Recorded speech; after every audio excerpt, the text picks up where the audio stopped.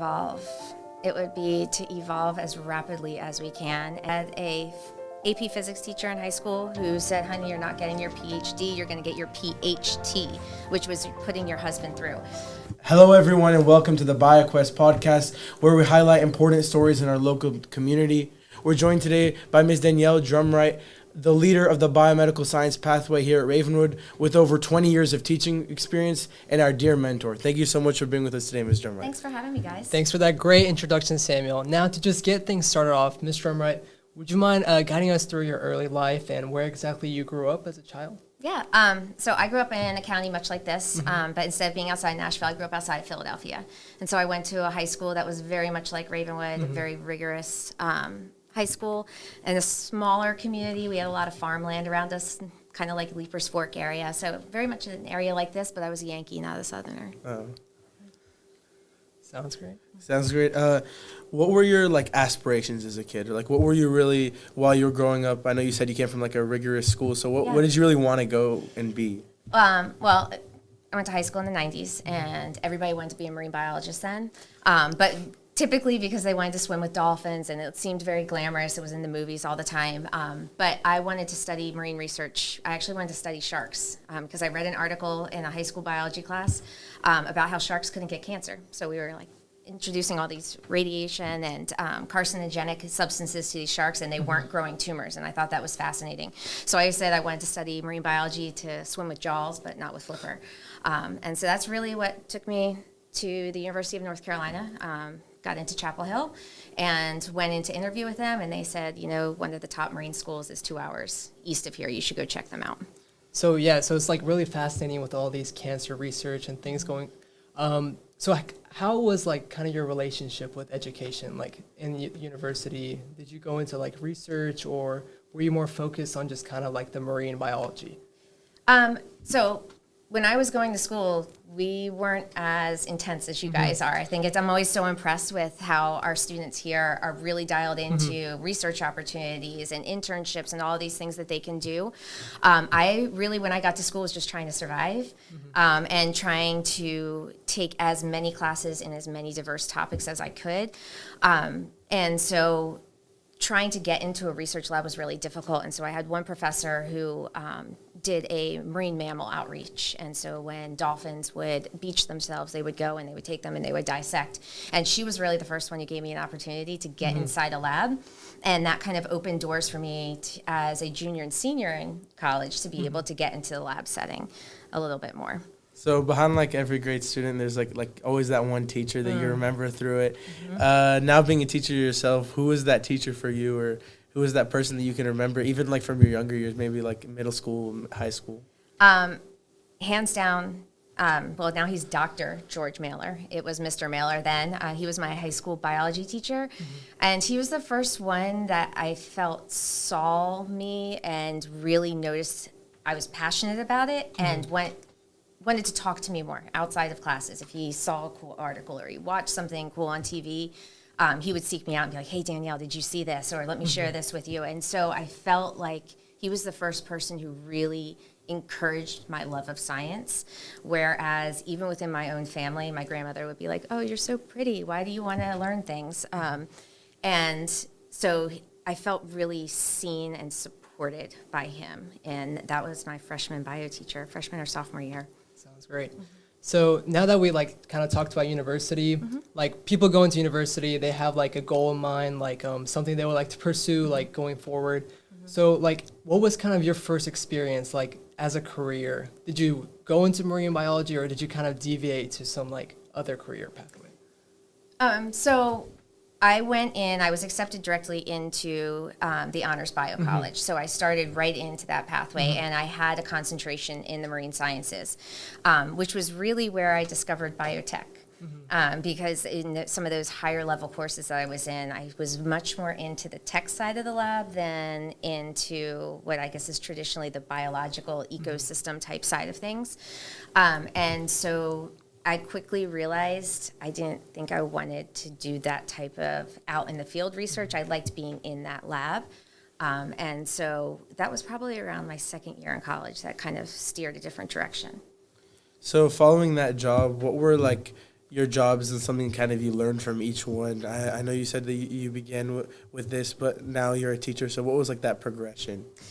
Well, if I'm going back to like the time in the university, I was paying my way through school, and so one of the requirements was that I had a job on campus, and so I chose to work in a tutoring center because, to be honest, I thought I would have time to study more than I actually would be tutoring, and it ended up being the opposite, and I loved it. And so I had a counselor that I was talking to, and they said, you know, maybe you should consider education, which I thought was crazy. Never even considered being a teacher. And so I took a few education classes and found how much I loved it, much to my parents' dismay. They were not thrilled because they were in Pennsylvania and I went all the way to North Carolina to go to school, and I decided I wanted to become a teacher. And so I got a second degree in secondary science education and I never looked back. I've never done anything else but teach since then. Sounds good. So, like, we know, like, right now you're in Ravenwood, but kind of prior to that, like, what was your first experience with teaching? Did you start off at a different school, or what, like, eventually led you to coming to Ravenwood? Oh, okay. So my first job out of school was actually with Boston University Medical College. They had a biotech outreach program. It was called City Lab. And so their mission was to get biotech content into the hands of students who were in areas that probably wouldn't have access to things that we have access to here. And they were funded by the NIH, and I loved it because I got to work with different students every single week. I was either going to them or they were coming to us on campus. But it was grant funded, and so after the first year, they were like, we don't know if y'all are going to have a job. And so I went then into the public school system. And I've taught in Massachusetts, Pennsylvania, North Carolina, New Hampshire, and now Tennessee. But it's always been in the biological sciences. It seems like that, like, when finding a job, you really value the aspect of freedom and being able to pick what you want to do and shape it how you want it. Do you feel like teaching offered you that and that's why you wanted to pursue it more? Or was it just because of out of the love of like, students and, like, wanting to help others? I think it's both. You know, teaching is one of those things that we get to bring a lot of ourselves into it. And you get to see what I got from Mr. Mailer, where you see something in the student and you can bring that out of them. It lets me stay young. I like working with teenagers. I like the spunk and I like the energy that you all have. And I like that we can talk about really deep topics and hard things. But yeah, teaching just checks every single box for me. I can't imagine doing anything else. And I don't think you do this for 24 years if you don't absolutely love it. Especially when we could go and work in industry, right? I could go and work in downtown Nashville at a biotech firm, but I just don't think I'd be as happy. Right, sounds great. So, as we know, like, at the moment, you're kind of like the leader of the biomedical program. So, can you kind of like walk us through like what led up to this point and what was kind of like the motivations behind like leading the program? Yeah, so the biomedical program was really an idea of Dr. Vaden's that she saw from another school. And so in 2016, she brought this idea back, and Mrs. Greer said, sure, sign me up. And we had an old program that we used that was a federal program, and it was great. It was a great way to get, you know, an interest within a school. But what we realized was our students and our parents wanted more and were capable of more. And so our team that we had, there were 3 of us, were really reinventing everything we were doing. And we were making it more rigorous and more challenging and more thought-provoking and just really beefing it up. And so we decided that we could do it better than the program we were paying for.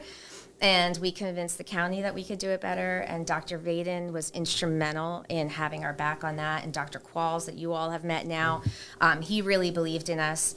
And so 3.5 years ago, we set out to write this new program. And we rolled out with you guys the first level, new level 1 last year. And this year we rolled out the new level 3. And level 2 has been evolving all along there. And we're just really proud of what we've built. And we're really proud of our students and the things you guys are doing. It's incredible. How have you been able to like balance like starting a whole new program with like your own personal like responsibilities and time? Like how have you really been able to balance that? I know teaching high school especially is like very difficult. Yeah, I'm old. No, my kids are grown. That's what it hit this sweet spot where my My baby graduated, our youngest graduated in 2023, and that was right when we were getting ready to roll out this new program. And so I had a level of freedom that I didn't have when he was young. And my husband is an executive, and he works a lot of hours as well, and he's very understanding. And I have a fantastic team, as you all know, who support me in every crazy endeavor that I have and help me think through things. And we do a lot of planning in the summer and a lot of planning over vacations, and we work 12 months a year. But it's worth it. It's a labor of love. I mean, it sounds so cliche, but it really is a labor of love. So it seems like you put in so much effort into this program and you really enjoy it. So what would you say are kind of like your goals and aspirations for this program going into the future? Where do you see this program going? If I could wave my magic wand, I would want this program in every single county in Tennessee first, and then every single county in the country. I think every single county should have the opportunity to bring this content to their students, no matter what their level is, no matter what kind of other background they have within their community, what kind of APs they offer. I think we are really a place where we can tailor this program that every student has access to it. And so if I had my dream, I would love to see a company pick it up and hire me to go out and spread the word and train other teachers and start those programs. I just don't know that I'm ready to leave the classroom yet. To do that. Well, we're just backing up a little bit. What were some of your challenges when you were starting the biomed program? Like things you remember, like specifically? The biggest challenge in leaving the old program that was a canned program for us, for our own, was convincing those who make decisions above us that what we had was valuable, that we could save them money and do things better, and then getting them to trust before we had an outcome, right? We didn't have any data to show them. They just had to believe in what we were doing and what our students could do. And so that was probably the biggest challenge. And then funding is always a challenge. So we're kind of at the mercy of federal funding. And so where the money goes, we go. But there are ways around that. We can grants and all those things. But that's really the challenge. Time is always a challenge too. But again, our students are such an instrumental part of that. If we think back to you guys being with me last year, I have pages of notes of conversations that we've had together that I went and revamped the program, and you all made it better this year because of your input, and the students this year will make next year's better. And so any challenges I've had, you guys have really filled in a gap on. And just for the viewers, now that I think about it, this is most likely like their first time hearing about this program. Okay. So would you mind like giving like a brief like description of the program? Sure. And you guys can help if I leave anything out. Really what our program is a lab-intensive, rigorous, deep dive into the science, the technology, and the skills that support everything in the biomedical industry. And so it's not just medicine. A lot of you want to go into medicine, but we're talking the research, the lab techs, the medical device representatives, veterinarians, pharmacists, anything within the medical world and under that umbrella. We're trying to get you a solid foundation, mainly so you can be more competitive when you get pursue your 4-year programs and everything beyond that. And so that when you're in that first 4 years of post-high school education, you're kind of breezing through it. And my personal goal with the program is really to find out what you hate and what you love so that you don't waste time or money when you get to school, and you find out here what really drives your passion and go forward. What was like the driving thing you were thinking about while you like were crafting the curriculum for biomed, whether it be like the first year or like later on? Like, were you trying to find new innovations, or were you trying to build on the basics, or what was kind of your approach to starting the program? Well, both, which you hit on. And so in level 1, we were really focused just getting you the skills that you need in the lab and the basic scientific foundation, right? So you have to have this basic basket of knowledge before you can start to innovate into other things. Level 2 kind of builds on that and gives you that human knowledge, so that human anatomy and physiology. And it's really level 3 that I think is our sweet spot. And so we talked to a lot of graduates of our program and of Ravenwood and said, what was the gap? You went pre-med, you went to med school, you went to vet school. What do you wish you had? And they overwhelmingly said genetics. And so we said, perfect. let's take a genetics class, let's beef up our genetics class, but then let's build in the thinking piece and that innovation piece. And in our 4th level, we're building in that innovation piece again, where you're given a novel thing that you need to try to solve a problem, and you take all that knowledge from 1, 2, and part of 3 and build that so that you have a project going forward. So, as we know, biotechnology is like this very new emerging field of science. Most people know about biology, engineering, but they haven't really heard of those two things coming together to kind of solve issues. So what would you say your take on biotechnology is, and what do you see for it going into the future? Well, you're right. It's rapidly evolving. And even if you look in the Nashville area, I think we're up to 117 biotech firms. So it is here. We are competing with Massachusetts. But really, some of the most exciting things is this emergence of AI and biotech together. So we're bringing like the tech world with the living world. And with that, I see diagnostics and treatment of disease completely changing, where we're looking at editing genomes and even correcting mistakes that were there before a child is born, in utero, or quickly after birth. And then if we can't get it at the get-go, then we're looking at less invasive treatment options in the future and really just alternating us at the genetic level. And AI is taking us from moving quickly to like warp speed now. It's scary, but it's really exciting. And it's changing medicine, really. If you were to kind of sum up your plans for the next 20 years into like one word or like a couple of words, what would it really be?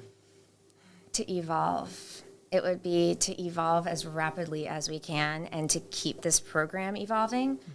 This is not a program that can stay stagnant. So, you know, in traditional education, you think if you took AP Bio and I took AP Bio, we got the same pretty much education in there. Well, not me. I was a dinosaur when I took AP Bio. Okay. But this class every year is going to be different because biotech is evolving so rapidly, and because I'm going to have to learn about AI more now. And I have to stay on my toes, and I am reading constantly, and I am interacting with the professionals who are at the front lines of things. And so I just want to keep evolving, and I want to keep the energy to do it, or I've got to find somebody who I can pass the torch on to and can keep that pace up for me, and keep the program growing. And just one last question to end off this interview. If you could go back in time and give your younger self one piece of advice, what would it be? Don't quit school, let him quit school. No, really, it would be to keep going. My dream was to have my PhD. Was what I told everybody I was going to do. And life kind of took me another way. And I had a AP physics teacher in high school who said, honey, you're not getting your PhD, you're going to get your PhT, which was putting your husband through. And the most embarrassing and most regretful thing in my life is he was right. So I put my first husband through dental school, and then I had a family, and life took over. And so I never got my PhD. And that is a huge regret. But now that I'm an empty nester, that's my pathway now. So I'm going back to school and trying to add that to the bucket list of things that I'm doing as well. And if I don't get my PhD, to just keep taking enough classes that I can stay one step ahead of you guys, and keeping you right on the forefront of what's happening right now. The best thing about our class is saying, you know, this article just came out, let's do a deep dive on it. It was just published 6 months ago.